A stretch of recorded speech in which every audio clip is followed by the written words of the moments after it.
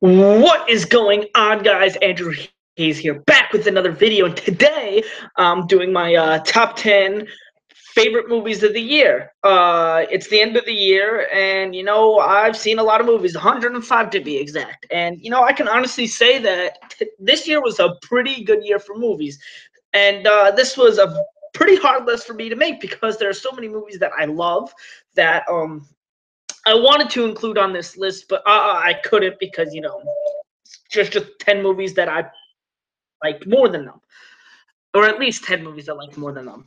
And so I wanted to discuss my 10 movies, my 10 favorite movies of the year. And just a couple things before I started. The first thing being, I didn't, even though I did see 105, which is a lot. I did not see everything. I just think it's just not possible, at least for me, to not see everything. So there are some movies that are missing on this list just purely because I didn't get a chance to see them. And the second thing being, this is my personal top 10 list. These are the 10 movies that I enjoyed the most from this year, and these are the 10 movies that, when I look back at 2010, I'm going to remember these 10 movies the most. And, these are just personally my 10. So, it's my list. So, if there's a movie that's on here that you think should have been on here, or vice versa, where, there's a movie on here that you didn't think should have been on here, please let me know. I love discussing film. So if you just do it in a nice, respectful manner, kind of, discussing rather than just shitting on me for having in your opinion a bad list. You know just don't do that, please. That's all I'm asking. Anyway, I do have some honorable mentions before we do actually get started. My honorable mentions include Battle of the Sexes, Good Time, the Lego Batman movie, Wind River, and Shape of Water. These are all really good movies in my opinion, but ultimately they're not good enough to make my list. That are just movies that I prefer more than that. Okay, let's get started. Starting off with my number 10, you got easily the biggest surprise for me this year, easily the best horror film of the year for me, and that is Jordan Peele's Get Out. Now, like I said, this is a huge surprise for me, and I'm so happy that this came out and surprised me, because I love it when movies surprise me.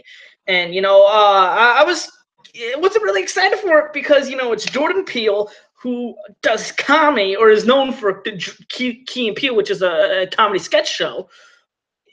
He is known for that, and he's coming out with a horror movie. I was kind of confused. I'm like, oh, what's this going to be about? But it absolutely delivers on all cylinders. It is brilliant directing, brilliant writing, and brilliant acting. And it is absolutely one of those films that gets better on repeat. Actually, I just recently watched it a couple weeks ago, and the performances, because I know what happens and how it ends and what goes on in the film, the performances get better because there's so many subtle things that you notice the second time around, and it just makes the movie and the movie as a whole better. Coming in at my number 9 is the Pixar classic, or the now new Pixar classic, Coco. It's kind of redundant or repetitive saying this about Pixar movies, because they usually, come out with great emotional movies, and this one is no exception. I didn't think, it was going to be as good as it was. Another movie that really surprised me, but this is a movie filled with so much heart, and the message that it has is so beautiful. The animation, obviously is beautiful. It's Pixar, but just it's beautiful because of the message, and just the message that it has. It's just so beautiful. It's about family, and it's a movie. That just, I think, is very important for people to watch. It's also a movie that is important when but go after your dreams, no matter what. Nobody says you should go after them, but always remember your family. And it does feature the song Remember Me, which is absolutely my favorite song to come out in a movie this year, and I think it should win Best Original Song. Coming in at number 8 is a movie that completely flew under the radar for me. I heard a couple things about it, and I was intrigued by it because of a couple things people told me about it. And then I saw it, and I'm like, wow, more people should watch this movie. And that movie is Brigsby Bear. Brigsby Bear, you know, it's filled with so much heart, but it's also dark at the same time. And the way they really do that and blend it together is really awesome. You know, it has one of the best performances of the year by James Mooney, who plays this guy who was, you know, kidnapped for a little bit, and now he has to explore the world. And you know, it's really charming performance, and I think he does a fantastic job with this movie. This is a movie that I think more people should see, and that, you know, and it's just one of those movies that, you know, has it just makes me so happy, and it easily has one of the best endings of the year. Number 7 is Three Billboards Outside Ebbing, Missouri. Now, this is easily my pick for best screenplay of the year. It's easily Martin McDonagh's best film, at least in my opinion, and it has one of the best performances, in my opinion, one of the best, in my opinion, the best performance by an actress in a leading role, with Frances McDormand as Mildred Hayes. And you know, it just there are some funny moments, but there are also some intense moments, and that's what I really like. I really like the tone about this, and you know, I could easily and it ended, and I'm like, man, I want more, just because of how invested I was into the story. And you know, you have Sam Rockwell, who gives a fantastic performance, one of the best of the year as well. And Woody Harrelson is also great in this. And you know, like I said, the screenplay is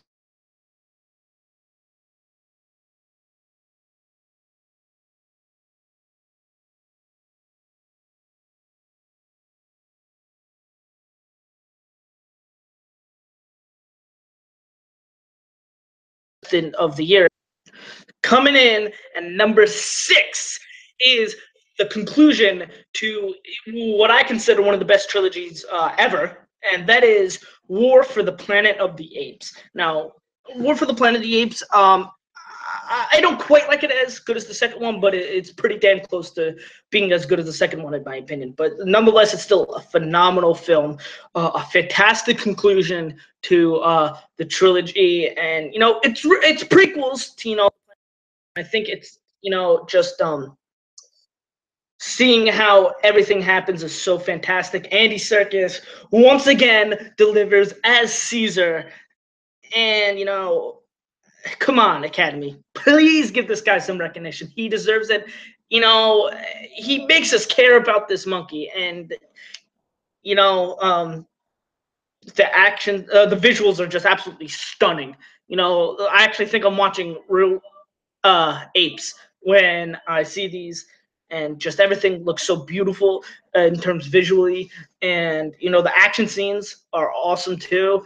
And just I love how much you know, they make me care about all the characters. And it's just a fantastic movie that it's a 2 hours and 20 minutes, and you know, it goes by so quick. Coming in at number 5 is the action flick Baby Driver. Now, Baby Driver is a movie. I'm a big fan of Edgar Wright, and I was really looking forward to this film. And you know, this did not disappoint. It's so fun, and that's what I go to the movies for, to have fun. And this is the definition of a fun movie. You know, you have great action scenes. The soundtrack is awesome. Ansel Elgort does great, and Lily James does great. I love the chemistry they have between the two of them. And you know, you got everybody really does really good. And you know, this is a movie I, you know, can watch over and over and over again and never get tired. You know, it's so fun, so fast paced, and it really works for this movie. And you know, it really has some great characters too. You know, the baby is the character Ansel Elgort plays is fantastic. and you really love seeing what he does throughout the movie. And you got Jamie Foxx's Bats is really, really fantastic as well. And like I said, Lily James is also really good. But like I said, easily the best part about this movie is the soundtrack. This is a soundtrack I could listen to and never get tired of. It's such a good soundtrack, probably the best of the year, and it has some of the best lines of the year. They reference Monster Inc. a couple of times in this movie, which is always a positive in my book. And this is just a fantastic movie. If you haven't seen it, please go see it. All right, coming in at number 4 is the sequel to the sci-fi classic Blade Runner 2049. Now, this movie is absolutely stunning. It easily, in my opinion, has the best visuals and the best cinematography of the year, and easily one of the best performances of the year with Ryan Gosling. This is very close to 3 hours, and you don't feel it at all because I didn't feel it at all because I was just so invested into the story, invested into the characters. And I do think it's better than the original. This is a phenomenal film, and it's one of those, it's one of those ones that stays with you after the movies because of how thought provoking it is. I love the first one, and I love this one even more. Coming in at number 3 is the World War II film Dunkirk. Now, I was highly anticipating this movie. Christopher Nolan is one of my favorite directors, and I like World War II, and the trailers were awesome, and this one, wow, is all I gotta say, because the movie starts, and it starts right into the action and the events of Dunkirk, and it's kind of like Christopher Nolan put his foot on the pedal and never let go until the end. And it's truly amazing. um and the action scenes are very intense. There are very intense moments where I'm holding my breath because it's just so intense, and you just want the people to get out okay. And it's just so good. It's easily one of Nolan's best films. I really, really hope Nolan gets nominated for this movie at the Oscars, because we should have got it a long time ago, and he definitely deserves it here.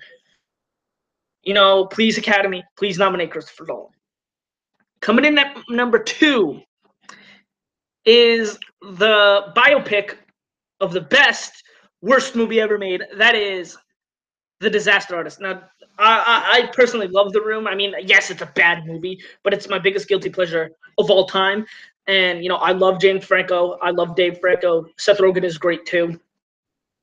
And so the trailers looked awesome, and I was highly anticipating this movie. And this movie, again, another movie that I was highly anticipating to not disappoint me, actually exceeded my expectations.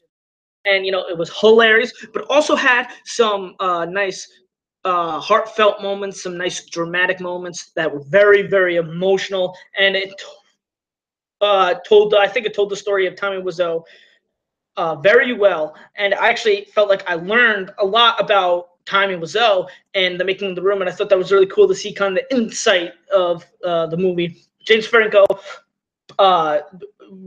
directed and starred in it, and he does a fantastic job in both. And he 100% should get some Oscar nominations. And this movie is fantastic. Coming in at number 1, my personal favorite movie is, and if you noticed, I'm wearing a Wolverine hat.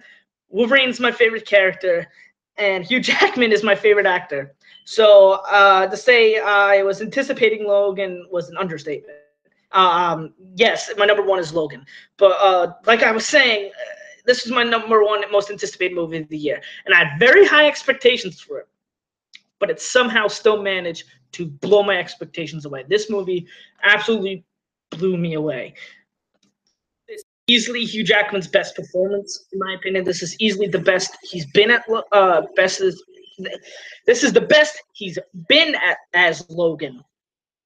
And you know, like I said, this is his best performance of his career, in my opinion. I think this is Patrick Stewart's best performance of his career, and Daphne Keane, wow, um, amazing, and just how emotional this story is. It gets me every time. I'm so invested in the story and the character, and just this movie blows me away every time I see it. Like it was the first time seen it. This is easily my this is the best comic book movie I've seen since The Dark Knight. This is easily, in my opinion, Marvel's best movie. This movie is easily one of the best of the decade, and I could say, you know, I saw this, and like I kept on saying to, you know, my friends and to myself, you know, I really don't see any movie beating this movie for my favorite of the year, because that's how much I loved it the first time I seen it, and each time I see it, I love it more and more, and you know, it's my number one of the year.